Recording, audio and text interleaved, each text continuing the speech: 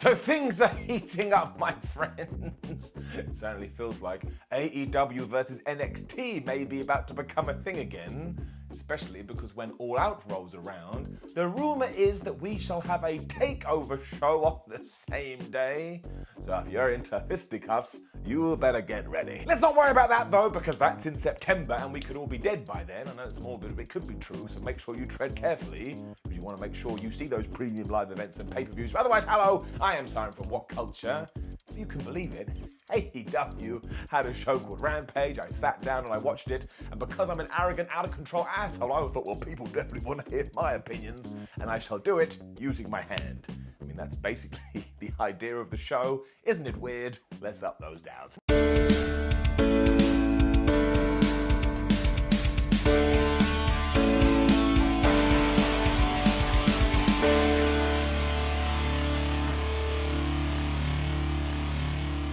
Rampage started with shenanigans, my favourite thing. Because it was Orange Cassidy and the Best Friends taking on Jay Lethal, Satnam Singh and Sonjay Dutt, and given that Sonjay came to the ring in his suit, you were like, oh man, he's not going to take this seriously at all, and I couldn't have been any happier. As we are talking about clothes, we also need to refer to our baby faces, because they are still wearing this tie-dye gear, and I tell you, it makes me happy in my tum-tum because it looks so good. We did some wrestling to begin with as Lethal and Trent cancelled each other out, and given that there was a bit of a stalemate, Jay was like, you know what, get Orange Cassidy in here, I want it. But I can only imagine he was hungry and needed a vitamin C fix, and when Cassidy did get in there, he was like, no, I don't want you, and I don't want the other guy, I want Satnam Singh. This somehow led to Sonjay Dutt getting in there, and of course he whipped off his clothes like, oh man, I'm serious, and then we got the Orange Cassidy kicks, and I know, I get it. Some people don't like this stuff, and you're more than allowed not to like it.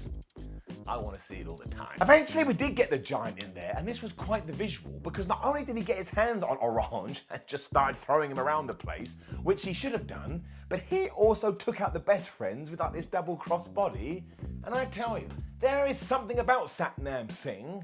I don't know what it is, but I do know I want to see more. Jay Lethal then got back in. He was trying to take out everybody with boots, but the Best Friends were able to hit that half and half soul food thingamajig. And then they were smacking everybody else with drop kicks when they went to do their big hug. But they shouldn't have done that because then Lethal was back and he hit them with a double lethal injection. Seriously, this got really good. This then lit up Sonjay, who decided, you know what, I can win the thing. My moment is now. He got in there, he broke a pencil. He started doing Orange Cassidy's kicks onto Orange Cassidy, but this was a massive mistake. He got punched right in the face, and he lost. So it was just a fun few minutes, and you can't get mad at that. And of course, afterwards, the bad guy beat up the good guys until Wardlow came out to make the save. It kind of felt to me like he was eyeing Jay Lethal, so is that going to be our next feud for the TNT Championship? And I hope we do something more, I don't know, I guess serious with Wardlow soon, because it kind of feels like he's treading water at the moment, and we don't want to lose that momentum. But again, just an entertaining 10 minutes or so. But then you got some highlights from the FTR versus the Briscoes from the Ring of Honor Death Before Dishonored pay-per-view, which you should watch if you haven't, because it's a 5-star classic. When it was time for Ethan Page versus Leon Ruffin, I'm watching my own son's fight. And that's not being weird, although it massively is, I just love both of them. And actually, as we were told, this was a rematch from AEW Dark Elevation, so I suppose it kind of tied in. But I don't think Ethan could be bothered, because he ran through this guy, hit him with the Ego's Edge, and he pinned him for 3. I mean, it couldn't have gone longer than a minute. It was a really enjoyable squash though, and Leon Ruffin is so good at selling, which is one of the reasons I like him so much. So I am going to give it an up, but I'm also going to throw a down in there, because I watched this going, oh man, let Ethan Page talk afterwards, let him set up some kind of feud, let's take him on a new story path, especially because Dan Lambert wasn't with him. I didn't say anything. He kind of screamed into the microphone, rah, here I come. It just felt like we had the opportunity here to finally get him rocking and rolling, which we should do, because Ethan Page is great.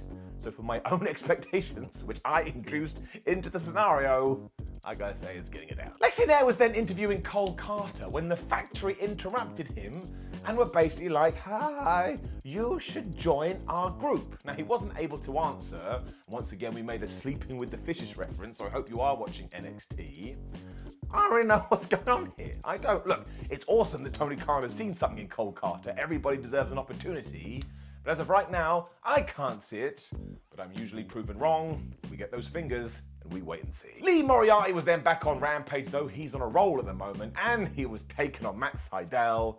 I mean, do we even need to talk about it? In no universe, in no dimension was this going to be bad, and it was good. It was more about the aftermath than the match itself, in the sense that it was just good old-fashioned 2022 wrestling. So we had some standing moonsaults, we had some drop kicks, we had some high-flying stuff, and we had Matt Sydal's lightning spiral, which is a damn good move. Stokely Hathaway came out halfway through again, and that's when Moriarty turned into Super Dick, because he started to pretend, oh my gosh, I'm injured, which distracted the referee, and then Hathaway was distracting Sydal, which basically ended up with Lee Moriarty going, ta-da, I'm fine, and knocking him off the top. He then slammed him with a flatliner for a good near fall, and then locked in the Boston City stretch, and Sydal had nowhere to go, so if you can believe it, he had to tap out, and then afterwards Stokely got in the ring. He gave Lee Moriarty his business card. I don't know what happened in those 7 days, but now he accepted, so you'd have to assume these two are now a team. And that's good. This is what we should do. Let's build some people, and let's get Stokely Hathaway on TV as much as possible, because he is so damn funny. As I've always made it very clear, that's all I want from wrestling, to laugh. Quick promo from Britt Baker, because she is going to be having a tag team match against Thunderstorm on Dynamite. And out came Claudio Castagnoli, that guy. It was basically just to celebrate the fact that he has just won his first World Championship, because he is the Ring of Honor World Champion. And it was just nice. I mean, you could tell that all the fans were pleased for him. You could tell that he was pleased for himself. And as always, he got a promo. It was fine. I enjoyed it. I think he's a likable chap. I really don't understand what the problem was before. Claudio also wanted Wheeler Yuta to come out because obviously, one, they are buddies in the BCC, but also two, he is the Ring of Honor Pure Champion. But this is when Chris Jericho was on commentary, was like, damn it, I can't take it anymore. So he got a microphone and he just went off. So he started talking about how sports entertainment is the best and they are not sports entertainment and where the hell are all the sports entertainers.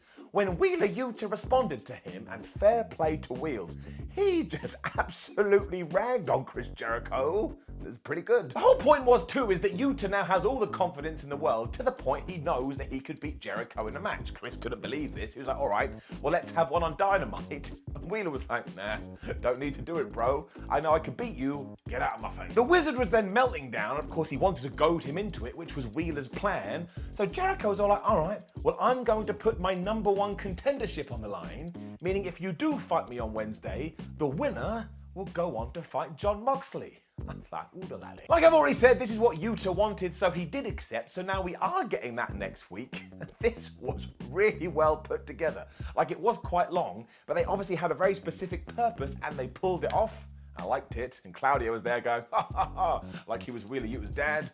Up. As ever, we were then just trying to pack Rampage tied to the kids' Christmas hamper, but seriously, the next thing after this was the Acclaimed's new music video. Now, I've checked, it's on YouTube, so even if you are not going to sit down and watch this 1-hour wrestling show, I implore you to watch this video, because it is great. I mean, at one point, Max Caster even insulted the Guns because they have crappy genetics, even though they're Billy Gunn's dad. I was just dancing around like, yeah, here we go. And actually, on Dynamite, we are doing the Acclaimed and the Gun Club in a dumpster match. Honestly, it's like they read my wrestling journal and go, let's just take all of these ideas. These 4 are some of my favorite in all of wrestling, and I mean it, up. Which led us into our main event, which was Anna Jay versus Ruby Soho, which of course makes sense because they fell out during the Shark Cage. And also, Anna Jay beforehand, when we were doing the promos, she is a pretty damn good heel, and she even made a reference to Brody Lee saying, oh man, he filled me with all this dark energy. I liked it. Jericho also named her as the Sports Entertainer of the Week, and I was like, that's not fair, because you just buddied up with her. That's definitely a corrupt system. But otherwise, they just had this really good match that was situated around the fact that Ruby still has a broken wrist. But whether it was Anna Jay just being super aggressive or the way that Soho sells it, I bought this hook, line, and sinker cover of thumbs. To prove this point too, Anna actually ripped the brace off Soho's hand at one point, and then you know how it went after this. It was just wrist, wrist, wrist, wrist, wrist, wrist, wrist, wrist, wrist. Because of course that would be the way. If you had just gone through some kind of personality change and you didn't like everyone anymore, and you wanted to win a match and you knew they had a broken wrist, what are you gonna do? Apply a knee lock? You're stupid. There was then this great counter out of the Destination Unknown into the gory special, which didn't work, and then there was another when Ruby Soho went for the most devastating move in all the sports entertainment, but that didn't work. And she then followed that up with the No Future for another good near fall, and that's when I was like, oh man, this is getting groovy, especially Ruby Soho's face. She's so wild and cartoony, it's good. Jay was also panicking at this point, obviously, so she came up with a plan. She took her own wrist straps off, she threw them across the ring. Aubrey, the the referee was like, well, now I've got to go get rid of them. Anna Jay then went and got the brace, and she applied the Queen Slayer, but she hid the brace in her armpit or whatever, so nobody would be able to see. Of course, Ruby Soho was then running out of air. She passed out and she lost. And this is one of those matches where you're like, there's no one actually got defeated here. That wasn't grammar. But seriously, it just made Anna Jay feel like the smartest person ever because she's gone heel and now she's winning matches. And I felt sorry for Ruby, like, well, that wasn't fair. Honestly, this was excellent. Jericho was also clapping from the rampway to end Rampage because his group gets stronger. As ever, you can't go wrong with AEW Rampage. You can't. It's 60 minutes. They do as much as they possibly can. You never get a bad match. Now, please do leave a comment below and let me know what you thought about last night's AEW. Like the video, share the video, and subscribe. Head over to WhatCulture.com where you can read yourself some articles. Make sure you come follow us on social media. And SmackDown Ups and Downs, the go-home show for SummerSlam, is up right now. Please watch it. My name is Simon for WhatCulture. Thank you for joining me as always.